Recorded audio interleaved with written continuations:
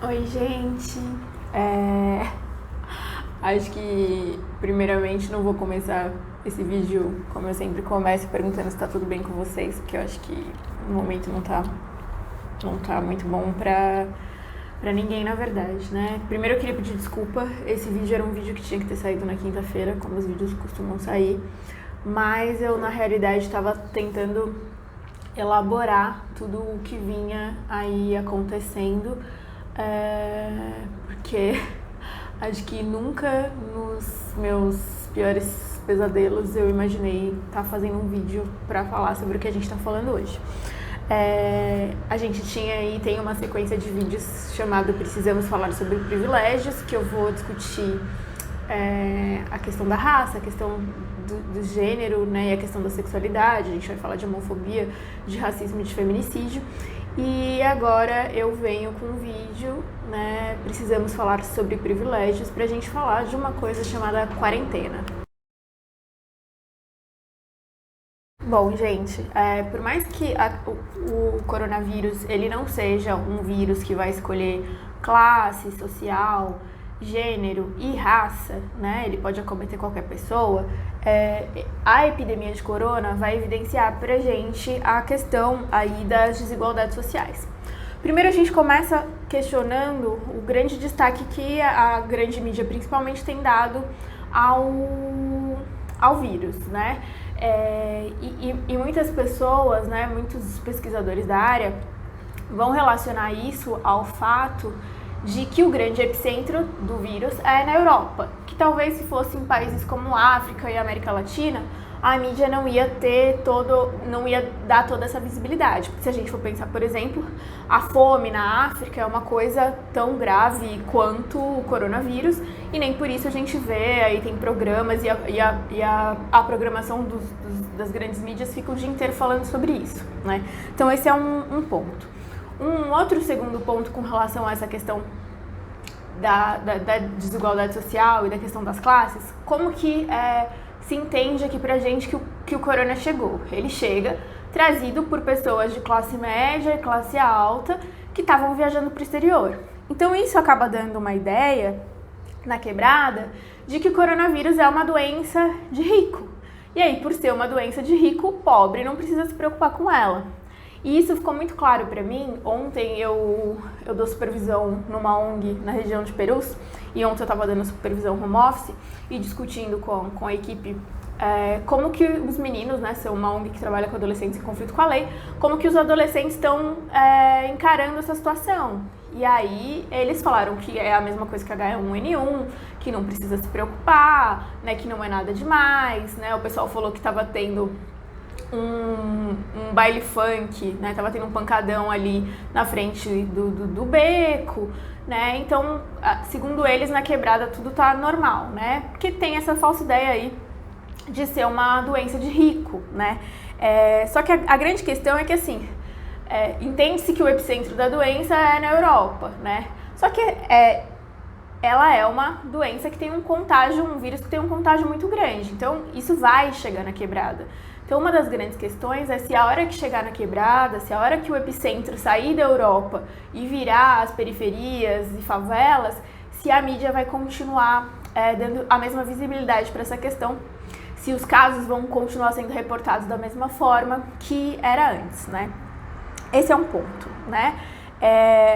Um outro ponto que a gente precisa discutir são as estratégias de enfrentamento para a questão do vírus, né? A primeira delas, gente, é a ideia do home office. Então, assim, a maioria das empresas está falando para os seus funcionários trabalhem de casa.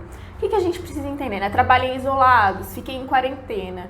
A gente precisa entender que quarentena é um privilégio, que home office é um privilégio. Por quê, né, gente? Nem todo mundo tá em home office, né? Eu recebi uma mensagem da construtora do meu apartamento falando que nossos colaboradores estarão em home office, mas as obras continuarão a todo vapor, né? O que eles estão querendo me dizer nesse sentido, né? Aí tem uma marcação de classe clara, né? Então, que colaboradores ficarão em home office? Porque, né, as obras continuarão, então isso quer dizer que os pedreiros, eles estarão lá ainda extremamente vulneráveis a essa questão toda do coronavírus. Então, o que a gente tem que entender, né? Que essas medidas, elas protegem um segmento da sociedade, mas acabam deixando outro segmento da sociedade desassistido, né? Então, assim, existem inúmeras empresas que não dispensaram os trabalhadores, né? E essas pessoas, para fazer o deslocamento para os seus trabalhos, elas estão pegando ainda, por mais que um pouco mais vazia, as conduções bastante cheias. A gente tem um outro ponto, né? Afeto dando as caras. Gente, deixa eu tirar ele daqui um instante, porque senão ele vai comer a planta. Sai, neném. Ai, Jesus! Desculpa, gente, ele me deu uma unhada. Voltando, né? Existem aí as empresas que não estão liberando seus funcionários. Existem também os profissionais autônomos, né, os profissionais liberais que eles não têm registro, então eles estão, né, de uma certa maneira, quem tem registro em carteira, quem é SLT, tá de uma certa forma mais amparado. Então essas pessoas, se elas não trabalham, elas não ganham nada, né? E existe também a população em situação de rua, que é uma população que a gente já sabe que é extremamente vulnerável, né? E a população em situação de rua tem um agravante que, assim, além de não ter moradia, né, eles ainda têm um problema de má nutrição, que faz com que, e muitas vezes de questões de saúde mental, que faz com que a imunidade deles esteja cada vez mais baixa, né? Então, o que a gente fala com relação ao corona, né? O corona é uma doença democrática que pode acometer qualquer pessoa, independente da sua classe social. Só que a questão do tratamento para o coronavírus não é tão democrático, né? A gente sabe muito bem que o vírus, ele não vai escolher raça, nem classe, nem gênero, mas que se o vírus acomete pessoas numa situação mais vulnerável, a possibilidade de tratamento, a possibilidade para essas pessoas é muito diferente, né?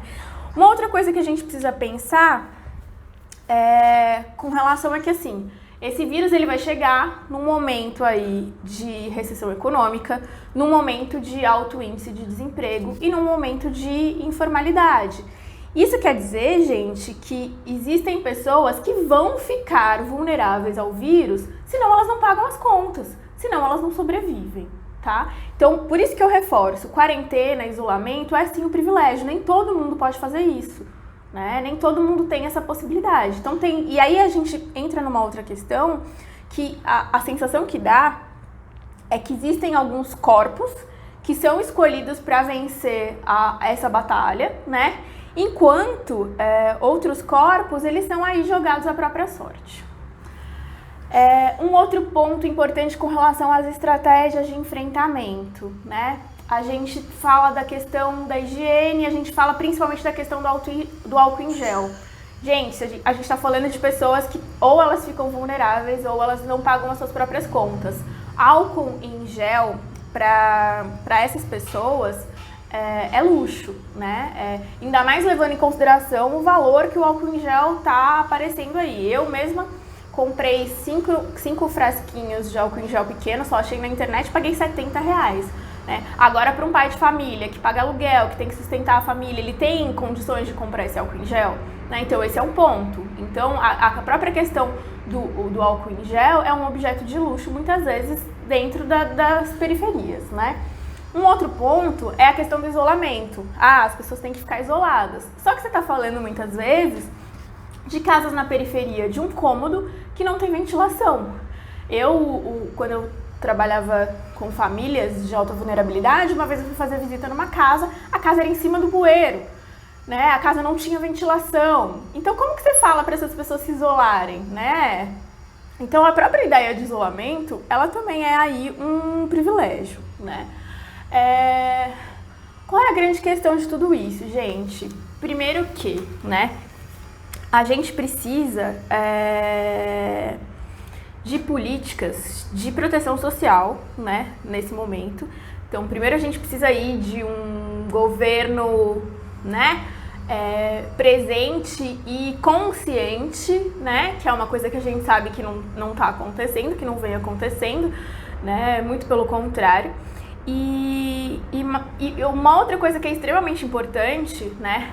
A gente precisa defender o SUS, a gente precisa lutar aí contra o projeto de sucateamento do SUS, porque existem países, por exemplo, como os Estados Unidos, que você, para fazer um exame para saber se você está com corona ou não, você paga, né? No Brasil isso não é pago. Então a gente tem o SUS, então a gente precisa defender o SUS, a gente precisa ir lutar aí contra o sucateamento do SUS.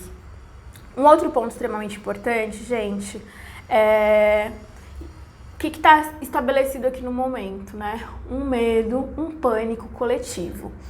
Então, esse medo, esse pânico coletivo, né? Ele ajuda a gente de alguma forma? Não. Então, a gente precisa transmutar esse pânico coletivo numa solidariedade comunitária, né? A gente precisa entender que nós estamos aí num distanciamento social, mas a gente precisa entender que é um momento que a gente precisa cada vez mais um do outro, né? Eu tô em quarentena, eu não tô em quarentena por mim, eu não sou grupo de risco, eu tô em quarentena pelas outras pessoas, né? Mais do que isso, né? Idosos não podem sair de casa, então ajudem os idosos, se ofereçam para fazer compras, né? Profissionais liberais, assim, é sua diarista, ela não vai poder vir, paga ela esse mês, né? Enfim, vamos aí, de uma certa maneira, fazer uma corrente solidária para que esse momento, que é um momento muito difícil para todos nós, a gente, através dele, a gente fortaleça aí a questão do coletivo. Por quê, né, gente? Eu acho que, para mim, qual é